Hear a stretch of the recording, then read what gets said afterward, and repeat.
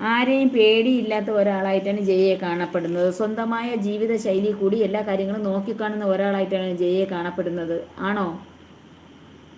എന്തും എതിർത്ത് സംസാരിക്കുന്ന ഒരാളായിട്ടാണ് കാണപ്പെടുന്നത്. ആരെയും ഭയമില്ലാത്ത, എന്ത് കാര്യവും വെട്ടി തുറന്ന് പറയുന്ന ഒരാളായിട്ടാണ് ജയയെ കാണപ്പെടുന്നത്.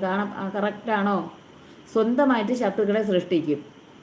എന്ത് കാര്യങ്ങളും അങ്ങോട്ടും ഇങ്ങോട്ടും പിന്തിരിഞ്ഞ് നോക്കാതെ വെട്ടി തുറന്ന് സംസാരിക്കുന്ന ഒരു സ്വഭാവം ഉണ്ടോ? ചില നേരങ്ങളിൽ ഏകാന്തത അനുഭവിക്കുന്ന ഒരാളായിട്ടാണ് ജയയെ കാണപ്പെടുന്നത്.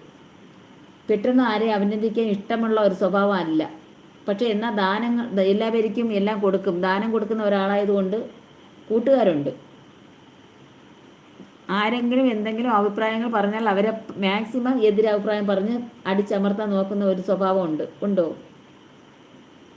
അനുഭവവും ലോകപരിചയവും കൊണ്ട് ജീവിതത്തിൽ അനുഭവവും ലോകപരിചയവും വർദ്ധിക്കുന്നതോടൊപ്പം തന്നെ ഓരോ സ്വഭാവത്തിൽ മാറ്റങ്ങളും ജയിക്ക് വന്നുകൊണ്ടേയിരിക്കും.